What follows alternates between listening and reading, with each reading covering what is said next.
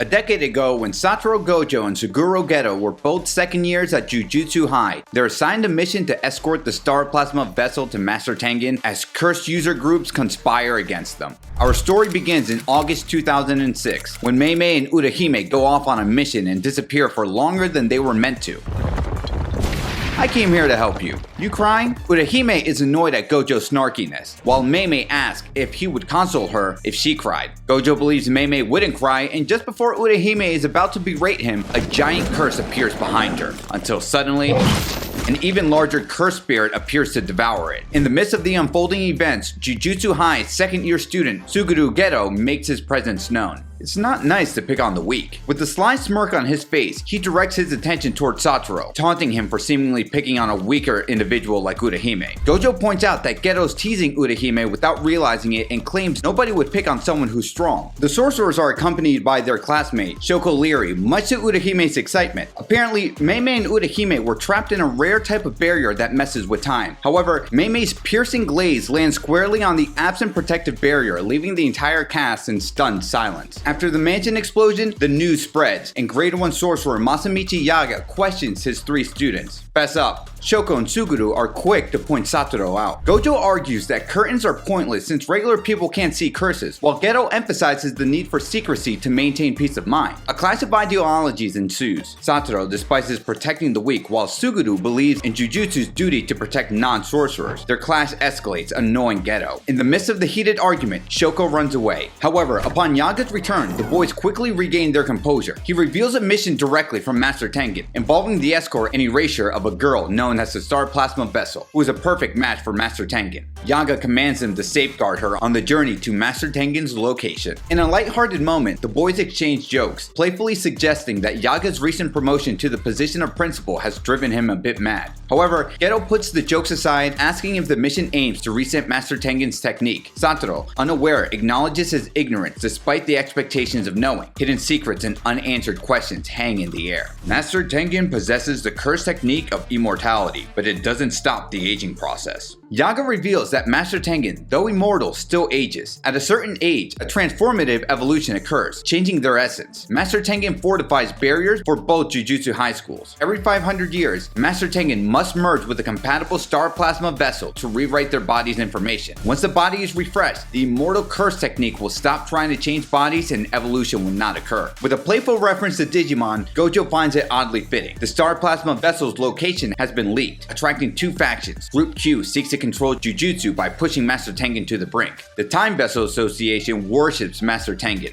In 2 days, during the full moon, Master Tengen and the Star Plasma vessel must merge. Yaga assigns the crucial task to Suguru and Satoro, entrusting them with protecting Jujutsu society. It's an important mission, delicately balancing opposing forces. Satoro and Suguru depart for their mission, pondering the motives behind the Star religious group's pursuit of the Star Plasma vessel. Geto explains that they worship a pure Master Tengen, and the merger would sully their purity in their eyes. Not being curse users, Suguru downplays their significance, focusing on countering Group Q instead. Gojo believes they should be fine no matter what, since they're the strongest. Suguru interrupts, advising Satoro to show more respect to superiors. While discussing his attitude, an explosion rattles the mission site. A Q soldier named Koken throws the Star Plasma vessel from the building, intensifying the urgency of their mission. In a swift motion, Geto employs a flying curse to save the girl from plummeting to the ground. Koken demands the Jujutsu High student hand over the girl, but he refuses. Satoro, observing from below, expresses relief at Geto's timely rescue using his curse. His attention is abruptly drawn to the sight of 5 daggers hurtling towards him, prompting him to swiftly invoke the power of infinity to halt them. Q soldier Bayer emerges, acknowledging his awareness of the renowned Satoro Gojo. Satoro, provoking his adversary, jests that he may spare him a brutal thrashing if he cries and apologizes, annoying Bayer. Meanwhile, Shiyu Kong, representing the Time Vessel Association, holds a meeting with a member of the Zenin clan to strategize the assassination of the Star Plasma vessel. The individual claims to have severed ties with the Zenin name and goes by Toji Fushiguro now. Without hesitation, he accepts the contract to eliminate the girl. Elsewhere, Geto immobilizes Q member Koken with a kiss-inducing curse. Koken pleads to quit being a curse user if released, but Geto ignores him. Koken threatens that Bayer's Q's strongest soldier will eliminate them all, but Suguru shows a photo of Bayer defeated by Satoro. With Q's strongest soldier beaten, the organization disbands. Meanwhile, Shiyu from the Star religious group finds Toji betting on on a horse race. The 30 million yen advance was used to wear down Gojo and the sorcerers with him. Shiyu, tasked with reporting back to the client, remains a skeptical stance towards Toji's actions and intentions. The representative reminded him of their expectations and asked about Megumi. However, Toji couldn't even remember who Megumi was, showing a forgetful nature. Back with the Star Plasma vessel, as Riko regains consciousness, she finds herself in Satoru's embrace and instinctively launches an attack, mistaking him for one of her assailants. However, her caretaker Misato Kurai arrives on the scene, bringing clarity to the situation. With everyone on the same page, Riko starts to share her connection to Master Tengen. Yet, both Gojo and Geto seems disinterested, causing Riko to realize that she is running late for school. Following Master Tengen's orders, Riko finds herself enrolled in Renchoku's Girls Junior High instead of returning to Tokyo Jujutsu High. The reason behind this decision is that after the merger, Riko will no longer exist. Hence, their mission is to ensure her enjoyment and happiness during this limited time. Misato, her caretaker, expresses gratitude for this responsibility placed upon them. Suguru checks his surveillance curses and realizes that 2 of them have been taken out. They both head to find Riko immediately while 2 curse users trespass on the campus. Toji used a dark website for curse users to place a $30 million bounty on Riko's head, and these men have come to collect the bounty. Elsewhere, Toji sits on the phone with Shiyu while eating at a dumpling stand. He discovers that the sorcerers guarding the Star Plasma vessels haven't returned to Jujutsu High. This news pleases the Time Vessel Association, as it means more than just crazy people will pursue the bounty. The representative reminds Toji that the payment he received was a service fee, implying that if someone else kills the Star Plasma vessel, Toji may not get anything. However, Toji remains unconcerned, confident that the Gojo boy will handle anyone who dares to approach them. Satoro Gojo possesses a rare combination of the Six Eyes and Limitless curse techniques, a feat unmatched in the Gojo family in over 100 years. Toji acknowledges that he may not be able to defeat the Star Plasma vessel if Satoro is present. His strategy involves utilizing curse users to exhaust Gojo's group during the remaining 39 hours of the mission. It will be free labor since no one else will be able to cash in on the bounty. Toji says that things are moving faster than he expected and he'll be moving out soon as well. He tells the rep to have the 30 million ready. At Renchoku's Girls Junior High, Satoro, Suguru, and Misato split up to find Riko. She's attending a music class either in the music room or the chapel. Geto plans to confront the intruders directly while Satoro and Misato search for Riko. Geto ventures alone, curious about the identity of the curse users. With Q disbanded, he suspects hired muscle from the Time Vessel Association. As he turns down a hallway, an elderly man shields himself with Shikigami. Suguru notices the man's astuteness and realizes he is dealing with someone who understands curses and recognizes Suguru's curse manipulation technique. Throughout the conversation, the old man plots to get closer to Geto. As he plots, Geto uses his giant worm-like curse to fill the hallway. Suguru believes he has won, but the curse user appears from behind him, using the blind spot he created to his advantage.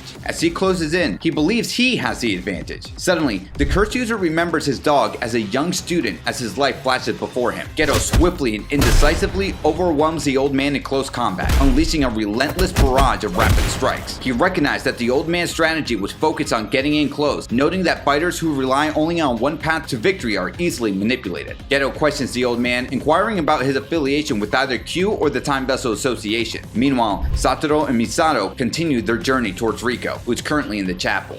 Amani! Gojo barges into the girls' chapel yelling for Riko, surprising everyone inside, embarrassing Riko. The young girls, captivated by Satoru's charm, bombarded Riko with questions about him. Satoru, flaunting his confidence, even removes his sunglasses to please them, much to Riko's annoyance. The teacher intervenes, reprimanding Satoru briefly, but then surprisingly shares her phone number. Gojo grabs Riko and escapes the chapel with her. He explains that cursed users have attacked the school. Gojo, determined to reach Jujutsu High, swiftly traverses a rooftop with the girl in tow. However, their presence doesn't go unnoticed as they catch the attention of a mysterious curse user. He doesn't recognize the guy with her, but he does notice the girl. Misato confronts the curse user from behind and asks if he's with the Time Vessel Association or Q. In a brief but intense altercation, Misato and the curse user clash, resulting in a swift and effective strike that incapacitates the man.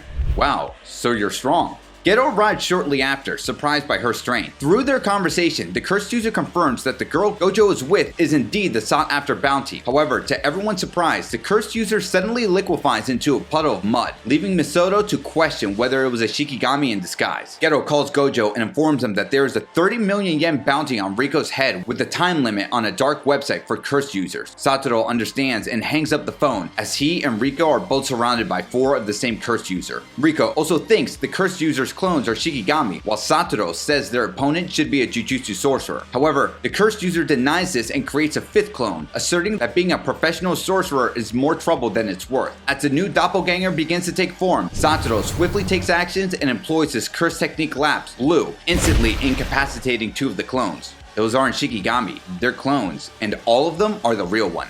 2 of the clones attempt to approach Satoro, but they are unable to overcome his infinity technique, rendering them vulnerable to a counterattack. Thanks to the Six Eyes, Gojo is able to read his opponent's curse technique and decides to divulge his own, allowing him to create a magnetic force that brings the cursed user closer to him. Satoro attempts to unleash the curse technique reversal of the Limitless, but it doesn't work. He's forced to knock out his opponent with a punch, confusing Riko. Suddenly, she gets a text with a picture of Misato captured by the enemy. Geto expresses his apologies to Riko and Gojo for neglecting Misato's significance to the enemy and leaving her behind. The kidnappers demand Okinawa as a meeting spot. The trio are able to rescue Misato and apprehend the kidnappers. Yeah, it resolved that quickly. Anyway, they opt to have some fun at the beach before eventually making their way to Jujutsu High later. The bounty will be lifted the next day, hopefully completing the escort. Misato apologizes for being captured while she and Geto wonder why Okinawa was chosen as the meeting point, hinting the kidnappers would attack the airport. But Jujutsu High took precautions by sending in first years Yu Haibara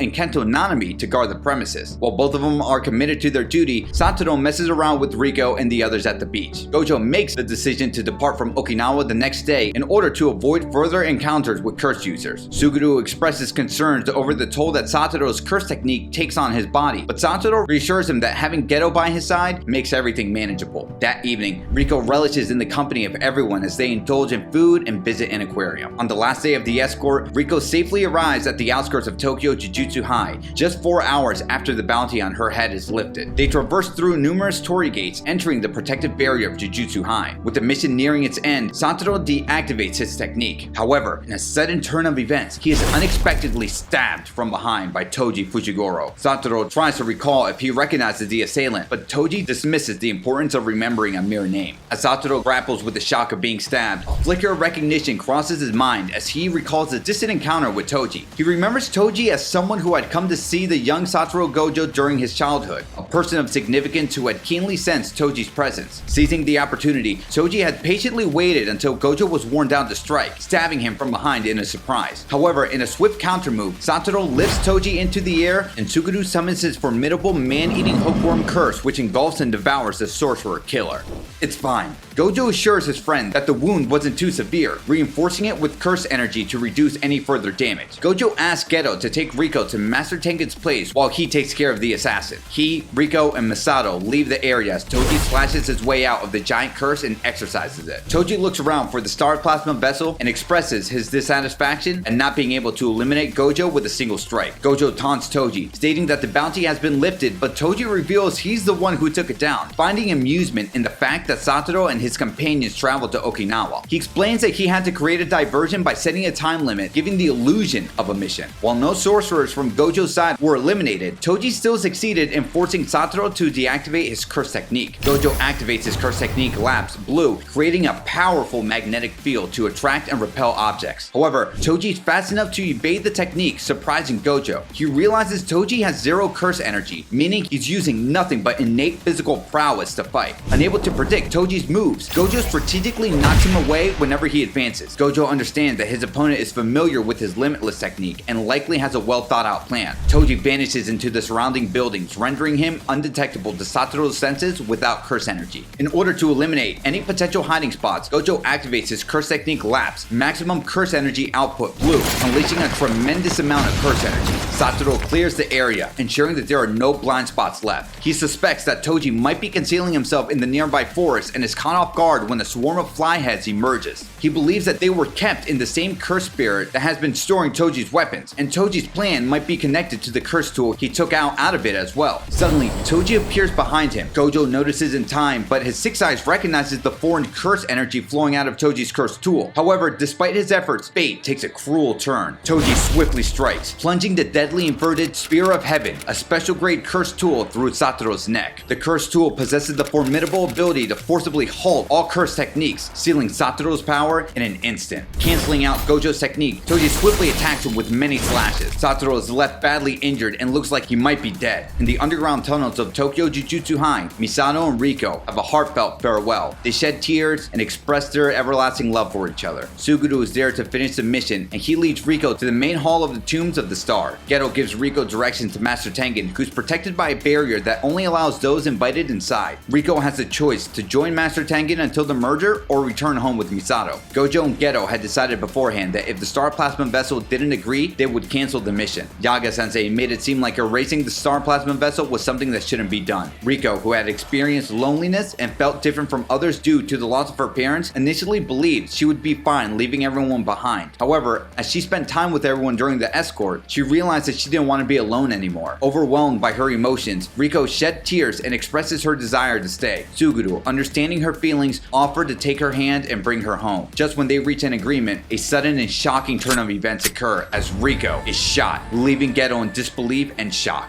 As Riko's lifeless body lies before Geto, Toji unveils himself and declares that it's time to bring everything to a close. Confused and shocked, Suguru asks why, seeking an explanation from Toji. In response, Toji coldly reveals that he has eliminated Satoru Gojo, the renowned sorcerer. Determined to avenge his fallen comrade, Geto summons two of his most powerful curse spirits, ready to confront Toji and seek justice. As Suguru unleashes formidable Rainbow Dragon Curse to strike at Toji, the assassin skillfully dodges the attack. Meanwhile, Toji calmly reveals his cunning method he employed to infiltrate the school. He swallowed a curse spirit that acts as a container for his cursed tools, granting him the ability to remain invisible even to those with heightened senses. Shut up! Suguru interrupts Toji, telling him to stop talking. He knows that revealing certain information can improve his heavenly restriction. What he doesn't know is how he tracked them to the entrance into the tombs. The answer lies on his heightened senses, being honed to perfection due to his lack of curse energy, also enabling him to detect the presence of cursed spirits as well. Suguru asks about Misato, but Toji isn't even sure if she's dead or not. Rainbow Dragon tries to attack Toji once more, but Toji slices through it easily with his sharp sword-like curse tool. Geto is surprised since Rainbow Dragon is known for having tough skin. Toji isn't impressed with Suguru's curse technique and is then trapped in the innate domain of Geto's second curse spirit. This domain makes Toji unable to leave until he answers a question. The imaginary vengeful spirit asks Toji if she's pretty, but he replies that she's not his type. Toji is cut, finding himself surrounded by floating scissors in the absence of the vengeful spirit's domain. The scissors threaten to cut him, but Toji skillfully deflects all of the blades using the inverted Spear of Heaven. Meanwhile, Suguru approaches Toji, attempting to absorb his inventory curse, but to no avail as it rejects Geto's attempt. Toji swiftly draws a second blade from his curse and slashes both Suguru and his curse, defeating them both in an instant. Geto is put down by Toji, who claims he would have killed them, but if he died, he might not be able to release all of the cursed spirits he has taken in. Toji expresses his lack of admiration, telling Geto to thank his parents for the blessings he possesses. He reflects on the irony that despite all their blessings and abilities, they were defeated by a mere monkey who lacks the ability to use Jujutsu. As Toji ponders this, he's reminded of the name he gave his son, Megumi,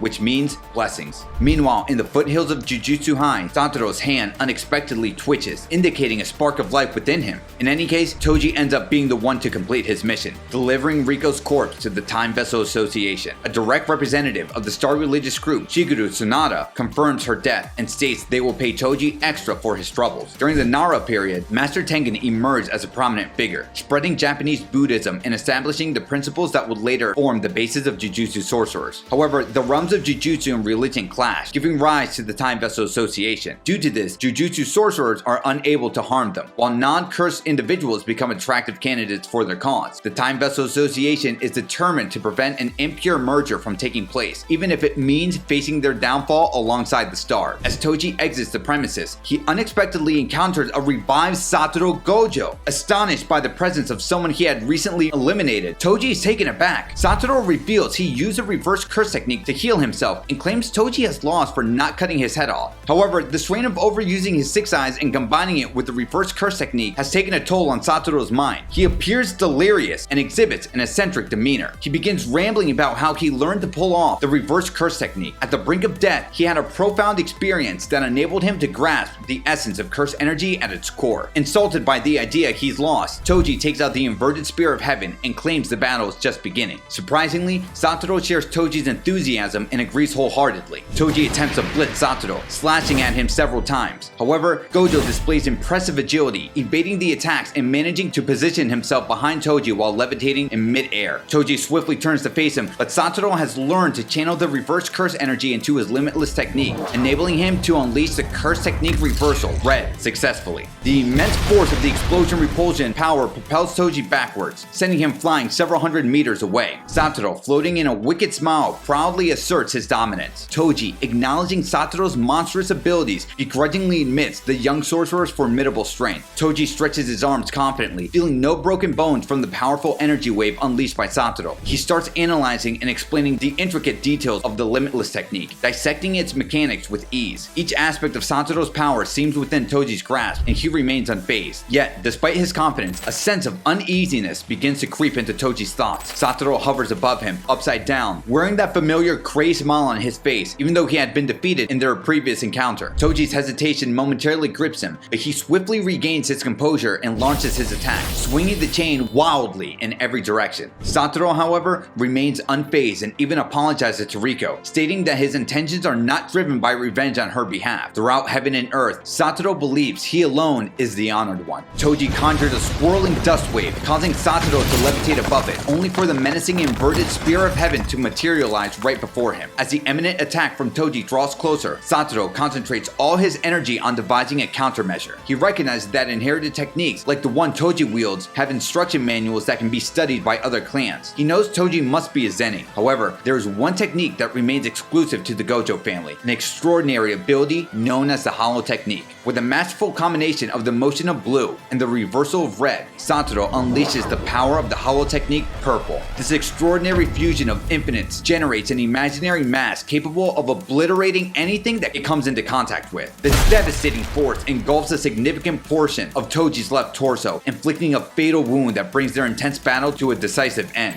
Toji's uneasiness stemmed from him breaking his own rules. He knows he should have said, "I don't work for free," and made a run for it. But the greatest sorcerer alive stood before him. He wanted to prove to himself and defy the Jujutsu world and his own clan. But this prideful decision ultimately led to his defeat. Despite his skills, Toji's inability to let go of his petty pride caused him to lose sight of his true self and fall short. Satoro asks Toji for any last words, and he initially claims he doesn't. However, his thoughts turn to his young son, Megumi, and he decides to share a piece of crucial information. Toji reveals that in 2 to 3 years, his son will be sold to the Zenin family and leaves it up to Gojo to decide what to do with this knowledge. As Gojo reaches the House of the Stars, he spots Toji's injured inventory curse lying on the ground. Inside, he discovers Satoro holding Riko's covered body, surrounded by worshippers who cheer her demise. Geto is shocked by Satoro's drastic change, questioning if this is the same person he once knew. Satoro asks Suguru if he feels like eliminating the non-sorcerers around him, as his current state of mind leaves him devoid of emotions. Suguru responds that such an act would be meaningless since those in charge have already fled.